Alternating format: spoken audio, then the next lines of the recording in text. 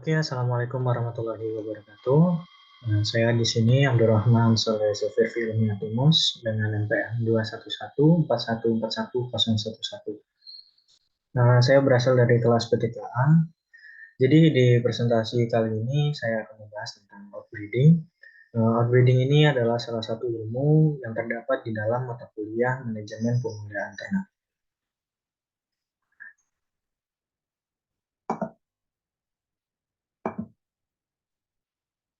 Oke, jadi di dalam ilmu pemeliharaan mungkin kita tahu bahwa perbaikan genetika dari seekor ternak itu dapat dilakukan dengan beberapa metode, yang salah satunya ialah outbreeding. Jadi outbreeding ini memainkan peran penting dalam mempertahankan keragaman genetik dalam suatu populasi. Ketika individu dengan latar belakang genetik yang berbeda berkembang biak, variasi genetik baru diperkenalkan ke dalam populasi tersebut.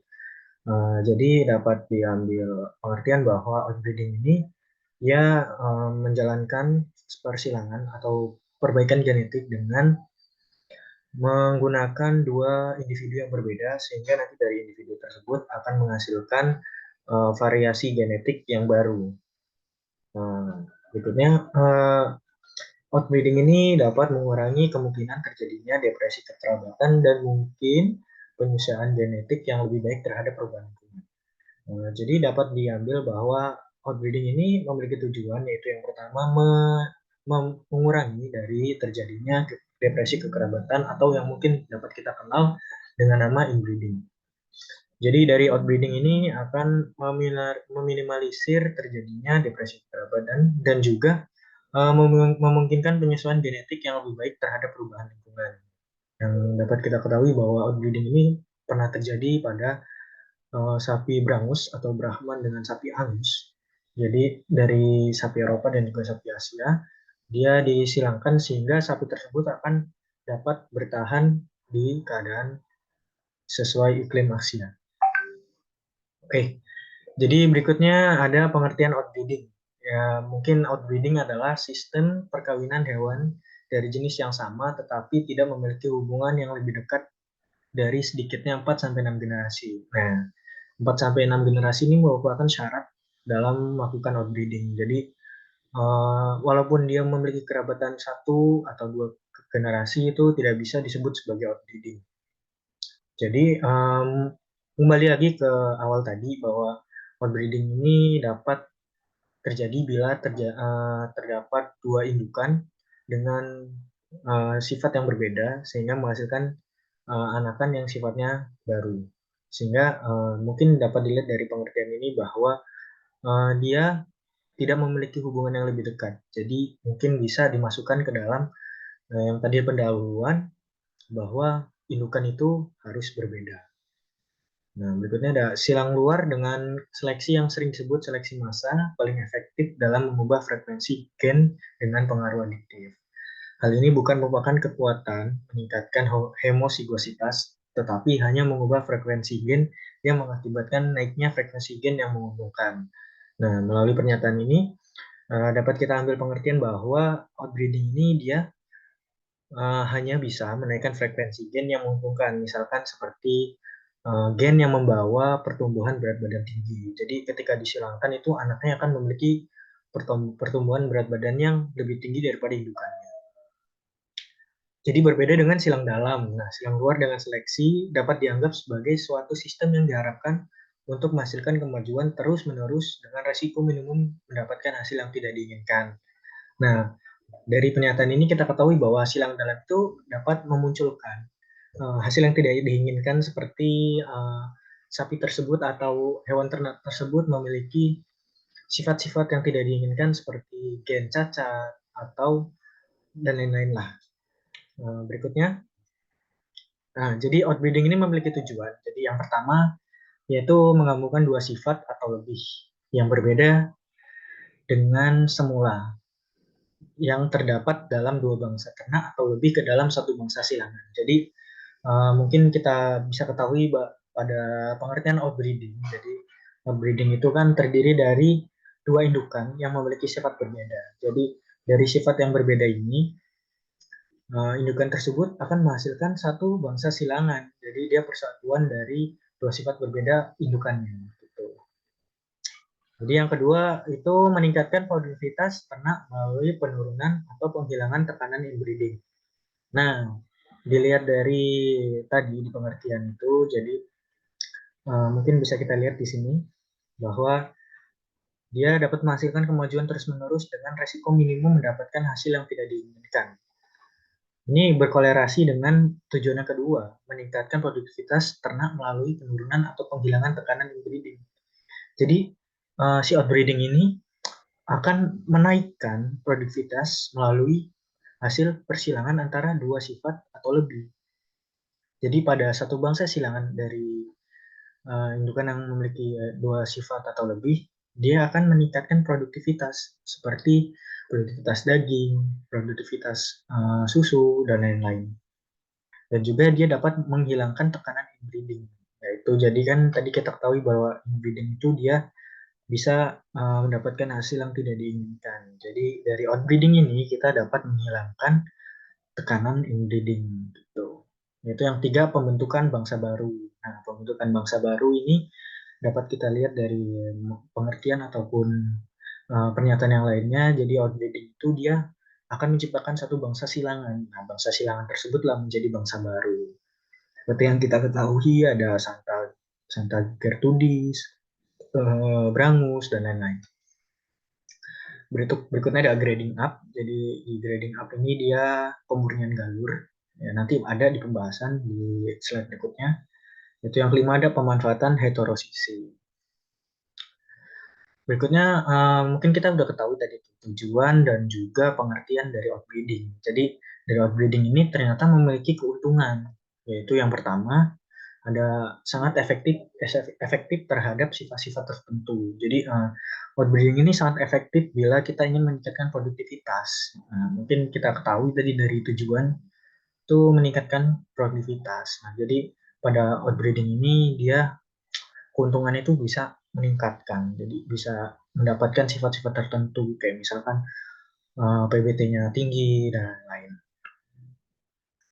Berikutnya yang nomor dua itu ada hasil metode perkawinan ini menghasilkan peningkatan variasi populasi, baik secara fenotip ataupun genotip, sehingga meningkatkan nilai heterozigositas individu dalam suatu ternak. Ya, mungkin dari keuntungan nomor dua ini sudah saya jelaskan di yang tadi, bahwa dari outbreeding ini dia bisa meningkatkan variasi populasi. Jadi dia banyak bisa meningkatkan variasi dari Brahman dan lain-lain bisa menjadi banyak. Berikut yang ketiga ada tingginya nilai heterozigot. Jadi tingginya nilai heterozigot ini akan meningkatkan daya tahan dan daya adaptasi ternak terhadap lingkungannya. Nah, nilai heterozigot ini berarti sifat-sifatnya akan berbeda. Jadi dari berbedanya sifat ini akan meningkatkan daya tahan. Mungkin kita bisa ketahui di inbreeding itu sifat-sifat itu kan lebih banyak ke homozigot. Jadi untuk daya tahan ternak yang dihasilkan dari homozigotitas tinggi itu daya tahannya akan rendah dan juga daya adaptasi ternak terhadap lingkungannya juga akan rendah. Berikutnya ada macam-macam outbreeding. Jadi macam-macam outbreeding itu kalau dilihat dari secara garis besar, outbreeding itu dibedakan menjadi tiga, yaitu biak silang atau crossbreeding, criss crossbreeding, terus ada biak silang luar outbreeding, tiga ada grading up. Mungkin bisa ini, jadi ada crossbreeding. Crossbreeding ini ialah persilangan antara ternak yang tidak sebangsa, misal antara sapi Brahman dan sapi Angus, ayam Island Red dengan White Rock, dan juga lain-lainnya yang kita ketahui di peternakan-peternakan yang sudah diterapkan. Jenis persilangan ini memegang peranan penting dalam pemulihan ternak dengan kegunaan-kegunaan saling substitusi, memanfaatkan keunggulan ternak dalam keadaan heterozigot. Jadi si sifat tersebut akan saling memasuki sifat-sifat yang diinginkan gitu. Jadi di silangan itu jadi kita pengen bobot badan kita, bobot badan ternak kita tinggi. Jadi di outbreeding ini bobot badan yang tinggi-tinggi itu akan masuk ke dalam anak silangan itu. Jadi nanti dari itu akan menciptakan anakan yang memiliki produktivitas daging itu tinggi. Itu memanfaatkan keunggulan ternak dalam keadaan heterozigot. Ya, seperti tadi ya dijelaskan bahwa heterozigot itu dapat uh, akan meningkatkan daya tahan dan juga daya adaptasi ternak terhadap lingkungannya. Jadi di crossbreeding itu dia akan memanfaatkan keunggulan tersebut. Nah, berikutnya ada contoh crossbreeding yang kita ketahui, yaitu yang pertama ada sapi Santa Gertrudis. Jadi sapi Santa Gertrudis ini dia hasil persirangan antara sapi Brahman dengan sapi Shorthorn. Jadi dari Brahman dan Shorthorn ini indukan yang satu, lalu disilangkanlah si indukan tersebut sehingga menciptakan anak yang namanya sapi Santa Gertrudis gitu. Jadi bisa kita lihat pada um,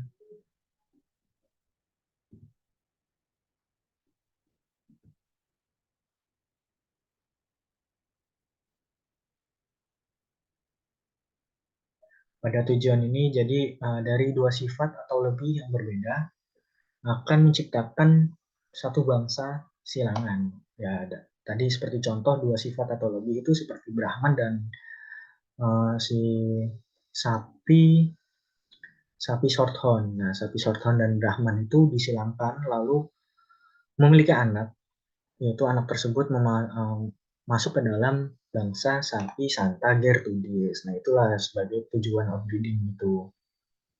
Dia sama seperti tujuan outbreeding, yaitu dari dua sifat yang lebih menghasilkan satu bangsa yang satu atau bangsa silangan baru.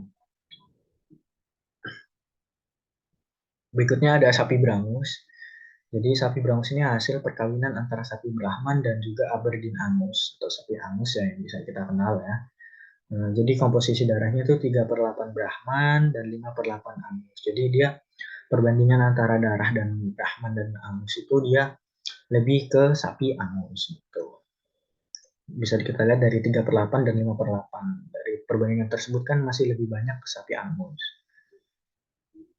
Jadi ini pola crossbreeding. Nah, seperti tadi tujuan dan pengertian bahwa crossbreeding itu dia antara dua dua sifat yang berbeda disilangkan menjadi satu silangan yang baru. Ya, gitu kan. Bisa nih ada pada pasangan pertama dia ada sapi bangsa A dan juga bangsa B. Terus pada pasangan yang kedua itu ada bangsa C dan juga bangsa D. Lalu sapi tersebut dikawinkan menghasilkan anak dengan bangsa AB dan juga CD. Lalu dapat lagi dikawinkan yang termasuk dalam back cross, yaitu dikawinkan dengan bangsa A atau bangsa B sehingga menghasilkan anak AA, B atau ABB. Dan sapi silangan dari C dan D ini menghasilkan anak silangan CD bisa dikawinkan dengan A, yaitu three way across. Jadi dia persilangan antara tiga sifat. Jadi dia sifat yang berbeda dengan individunya sehingga menghasilkan uh, anak dengan sifat ketiga dari indukannya. Terus di sifat diambil dari sifatnya indukan A, D, dan juga C. Jadi anaknya menjadi A, C, D. Lalu bisa jadi dikawinkan lagi antara silangan ini dan silangan pasangan dua ini. Menghasilkan anak ABCD atau anak yang memiliki 4 sifat keturunan. Jadi dia terus dikawinkan sehingga anak silangan itu memiliki 4 sifat keturunan yang diinginkan. Nah, jadi di crossbreeding ini dia ada lanjutannya, si criss-cross breeding, criss-crossing. Nah, program criss-cross breeding berkelanjutan, jadi criss-crossing itu. Jadi criss-crossing ini membutuhkan waktu dan upaya yang cukup besar karena melibatkan beberapa tahapan persilangan silang balik. Selain itu perlu juga dilakukan seleksi ketat pada setiap tahap untuk mempertahankan sifat yang diinginkan dan memperbaiki populasi hibrida. Nah, tujuan dari criss-crossing ini dia tujuan utamanya yaitu menghasilkan populasi hibrida yang memiliki stabilitas genetik dengan kombinasi sifat-sifat yang diinginkan. Metode ini sangat berguna ketika ingin menggabungkan sifat-sifat yang tidak terkait secara genetik yang sudah dicapai dengan persilangan konvensional. Nah, mungkin bisa kita lihat ya, jadi pola crisscrossing. Nah, tadi kan dia silangkan kan perlu banyak sekali usaha. Jadi pertama itu kita melakukan persilangan dulu nih, antara bangsa 1 dan 2 nih. Lalu menghasilkan anak betina F1 dikawinkan lagi dengan jantan P1. Dia masih satu bangsa tapi beda kerabatannya masih jauh gitu. Terus dari anak ini dikawinkan lagi, terus dikawinkan lagi dengan jantan dari jenis P2 betinanya dan dilakukan secara terus-menerus berulang. Nah, dari outbreeding ini juga ada yang namanya outcrossing yang tadi kita sebutkan pada macam-macam outbreeding. Jadi dia ada outcrossing. Jadi outcrossing itu adalah persilangan antara ternak dalam yang satu bangsa tetapi tidak mempunyai hubungan kekerabatan. Tujuan utama outcrossing adalah untuk menjaga kemurnian bangsa ternak tertentu tanpa silang dalam. Tuh. Berikutnya ada grading up. Nah, grading up ini adalah perkawinan pejantan murni dari satu bangsa dengan betina yang belum dideskripsikan atau belum diperbaiki dan dengan keturunannya betina dari generasi ke generasi. Nah, pengertian ini menurut Warwick dan kawan-kawan pada tahun 1990. Berikutnya ada pengertian lain tentang grading up, yaitu persaingan baik yang dilakukan terus-menerus dan diarahkan terhadap satu bangsa ternak tertentu. Ini satu bangsa ya, bangsa. Tujuan grading up adalah untuk memperbaiki ternak-ternak lokal. Nah, mungkin bisa dilihat jadi contoh dari grading up. Saya mengambil contoh grading up yang di Indonesia, yaitu proses ongolisasi atau proses pemurnian kembali sapi ongol. Jadi sejak pemerintahan Hindia Belanda, program tersebut sudah dilakukan. Nah, program tersebut mengambil sapi-sapi betina lokal Indonesia dikawinkan dengan pejantan ongol secara terus-menerus, sehingga terbentuk sapi yang disebut peranakan ongol. Jadi pada grading up ini terdapat sistematika, yaitu perkawinan yang digunakan untuk meningkatkan mutu genetik ternak yang diskrit. Nah, perkawinan diskrit. Diskrit ini tuh asal-usulnya tidak jelas, jadi kita tidak tahu dia apa.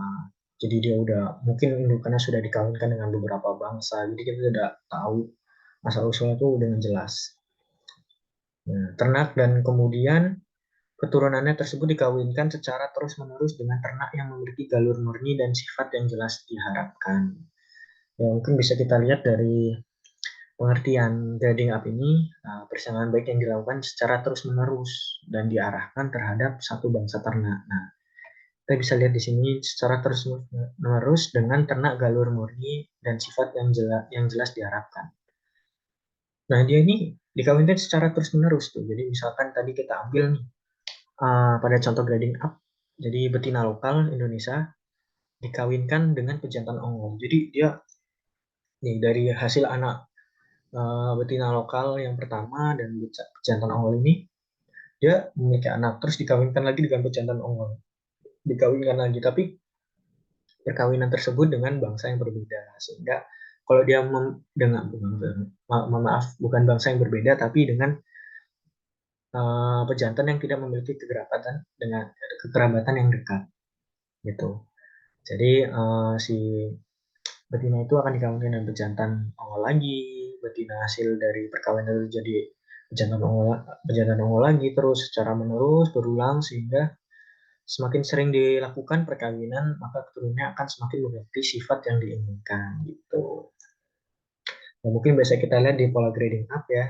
Jadi yang kita permisalan tadi kan ini betina lokal Indonesia nih, terus ini pejantan bangsa ongol. Terus dia akan dikawinkan terus menerus sampai dia menghasilkan sifat yang diinginkan. Jadi betina F1 anak pertama itu dikawinkan lagi dengan pejantan ongol, terus F2 dikawinkan dengan pejantan ongol, F3 dikawinkan dengan pejantan ongol, F4 dikawinkan lagi dengan pejantan ongol, dan seterusnya sampai dengan sifat yang kita inginkan. Atau mungkin kalau bila pejantan ongol dengan sapi lokal Indonesia itu menghasilkan anak peranakan ongol atau yang kita sebut dengan PO. Oke, berikut itu saja yang dapat saya sampaikan. Mohon maaf bila ada kekurangan. Eh, saya ucapkan maaf bila ada kesalahan itu berasal dari saya, bila yang benar itu berasal dari Allah. Wassalamualaikum warahmatullahi wabarakatuh.